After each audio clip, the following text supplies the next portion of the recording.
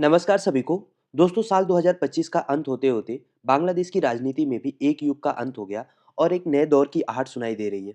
30 दिसंबर 2025 की सुबह ढाका के एवर केयर हॉस्पिटल से खबर आई कि बांग्लादेश की पहली महिला प्रधानमंत्री और बांग्लादेश नेशनलिस्ट पार्टी की चेयरपर्सन बेगम खालिदा जिया का निधन हो गया। तो आज की इस वीडियो में इस दुखद खबर के पीछे जो कूटनीतिक हलचल शुरू हुई है, हम उस पर बात करेंगे।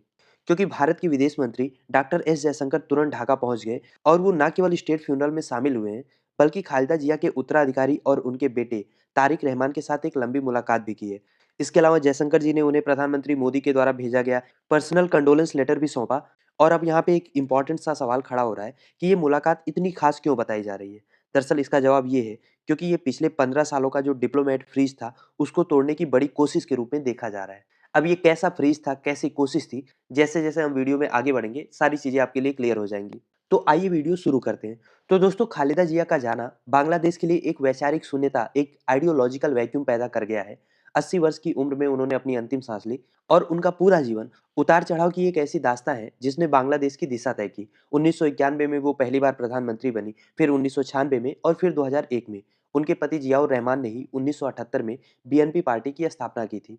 उनकी मृत्यु का कारण लंबे समय से चल रही उनकी बीमारियां थी, जैसे कि लिवर सिरोसिस था, गंभीर अर्थराइटिस था और हाल ही में उन्हें लंग इन्फेक्शन भी हो गया था। आपको याद होगा कि अगस्त 2024 में जब जन विद्रोह के बाद शेख हसीना को देश छोड़ना पड़ा, तब मोहम्मद यूनुस की अंतरिम सरकार के अंडर खालिदा जिया को जेल से रिहाई मिली थी। लेकिन लंबे समय से जेल में रहने के कारण उनकी बीमारियां उनके ऊपर हावी हो चुकी थी। वो इलाज के लिए लंदन भी गई, मई 2025 में वहां से वापस आई, लेकिन उनकी सेहत में कोई सुधार नहीं हुआ, लगातार वो गिरता चला गया और फाइनली 30 दिसंबर को उन्होंने अपनी अंतिम सांस ली। तो ये तो हो गई घटना की बात। अब हम बात करते हैं इसके पीछे की कूटनीति की, डिप्लोमेसी की। क्योंकि भारत ने इस बार वेट एंड वॉच की नीति नहीं अपनाई, बल्कि एक एक्टिव एंगेजमेंट चुना है। जयशंकर की ढाका यात्रा इस समय बहुत इंपॉर्टेंट हो गई, क्योंकि आप समझिए बांग्लादेश में फरवरी में ही आम चुनाव होने वाला है।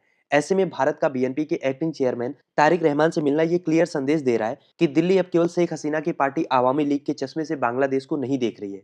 जयशंकर ने मुलाकात के बाद सोशल मीडिया पर लिखा कि मुझे विश्वास है कि बेगम खालिदा जिया का विजन और मूल्य हमारी साझेदारी के विकास को दिशा देंगे। अब यहाँ पे ध्यान दीजिए, जयशंकर साहब विजन और वैल्यूज की बात कर रहे हैं। डिप्लोमेसी में लैंग्वेज बहुत कुछ कहती है। ये विजन और वैल्यूज बता रहा है कि भारत दरअसल ये स्वीकार कर रहा है कि बीएनपी की विरासत ही बांग्लादेश के भविष्य की राजनीति का केंद्र है और भारत बीएनपी के साथ मिलकर काम करने को तैयार है। अच्छा, यहाँ पे अगर हम तारिक रहमान की वापसी की बात करें, तो जैसा कि मैंने आपको प्रीवियस वीडियो में बताया था, 25 दिसंबर को अपनी मां की मृत्यु से ठीक 5 दिन पहले तारिक रहमान 17 साल के लंदन निर्वासन के बाद ढाका वापस लौटे हैं। और जिस तरीके से ढाका एयरपोर्ट से लेकर उनके गुलशन आवास फिरोजा तक जन सैलाब उमड़ा था, उसने ये साबित कर दिया कि वो आज भी बांग्लादेश के सबसे लोकप्रिय नेताओं में से एक है। और खास तौर पे शेख हसीना के देश छोड़ने के बाद जो एक राजनीतिक वैक्यूम बना है, खालीपन हुआ है, उसको तारिक रहमान भरने की कोशिश करेंगे। और अब जब उनकी माता का देहांत हो गया है, तो काफी हद तक बांग्लादेश में एक सहानुभूति की लहर भी उनके लिए खड़ी हो रही है। तो जो खबरें आ रही हैं कि तारिक रहमान अब ढाका 17 और बोगरा 6 सीटों से चुनाव लड़ेंगे। और अगर इसे भारत के लेंस से देखें,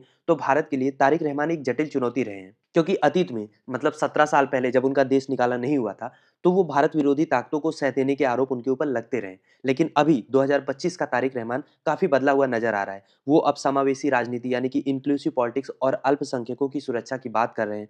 उन्होंने साफ-साफ कहा है कि वो एक ऐसा बांग्लादेश बनाना चाहते हैं जहां पे हर धर्म के लोग सुरक्षित महसूस करें। अब भारत तारिक रहमान के इस बदले हुए सुर को भी परखना चाह रहा है। हालांकि जयशंकर साहब की इस यात्रा के दौरान एक दिलचस्प वाकया और हुआ। दरअसल ढाका में जयशंकर की मुलाकात पाकिस्तान की जो नेशनल असेंबली स्पीकर हैं अयाज सदीक, उनसे भी हुई। और ये जो मोहम्मद यूनुस की अंतरिम सरकार है ना, इसने शरारत के लिए उस तस्वीर को, जो मुलाकात हुई थी, उसको साझा भी किया, जबकि इसकी कोई बहुत जरूरत नहीं थी। तस्वीर में दोनों नेता हाथ मिलाते हुए दिख रहे हैं।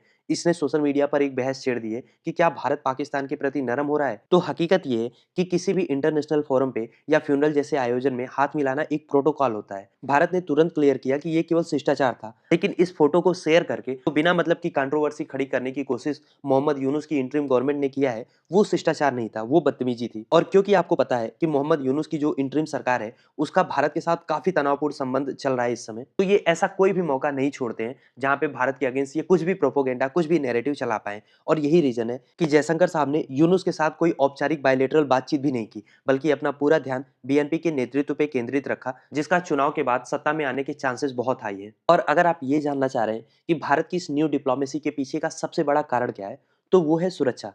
क्योंकि अगर बांग्लादेश में अस्थिरता रहती है या एंटी इंडिया गवर्नमेंट रहती है, तो वहाँ पे कट्टरपंथी ताकतें जैसे कि जमात-ए-इस्लामी हावी हो सकती है, जो भारत के पूर्वोत्तर राज्यों में, खास तौर पे जो हमारा चिकन नेक है, सिलीगुड़ी कॉरिडोर, उसके लिए खतरा बढ़ सकता है। बीते कुछ महीनों में बांग्लादेश में हिंदुओं पर जो हमले हुए हैं, उसने भी दिल्ली की चिंता बढ़ा दी है। जयशंकर ने ढाका में बांग्लादेश के नेशनल सिक्योरिटी एडवाइजर और लॉ एडवाइजर से मुलाकात की और इन मुलाकातों का मुख्य एजेंडा था सीमा सुरक्षा और अल्पसंख्यकों का संरक्षण।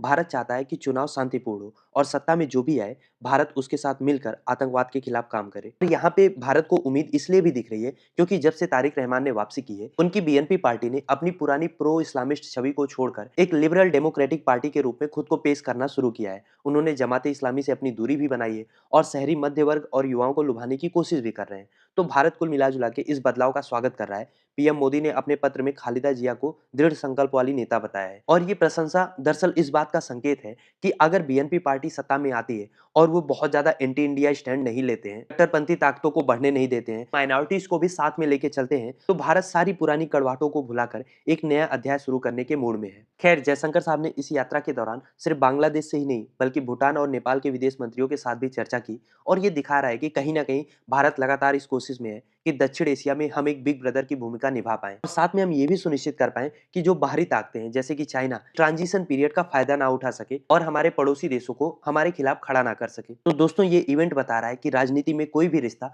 पत्थरों पर नहीं लिखा होता, वो समय और परिस्थितियों के साथ बदलता है। जब शेख हसीना पावर में थी, तो भारत ने उनके साथ मिलकर काम किया, लेकिन अब ऐसा लग रहा है कि बीएनपी पावर में आने वाली है, तो भारत उनके साथ भी अब काम करने की कोशिश कर रहा है, अपने संबंध सुधार रहा है। इसीलिए भारत ने ढाका में जो हाथ बढ़ाया है, वो केवल शोक संवेदना नहीं है, बल्कि एक स्ट्रेटेजिक इन्वेस्टमेंट है। अब देखना ये है कि पावर में आने के बाद तारिक रहमान के नेतृत्व वाली बीएनपी भारत के इस भरोसे पे खरी उतरती है। वैसे अब मेरा सवाल आपसे है, आपको क्या लग रहा है, क्या 2026 के चुनाव से बांग्लादेश में एक स्थिर लोकतंत्र वापस आ पाएगा या आपको लग रहा है फिर से हिंसा का दौर शुरू हो सकता है? जो भी आपकी राय है, लिखिए उसको कमेंट बॉक्स में।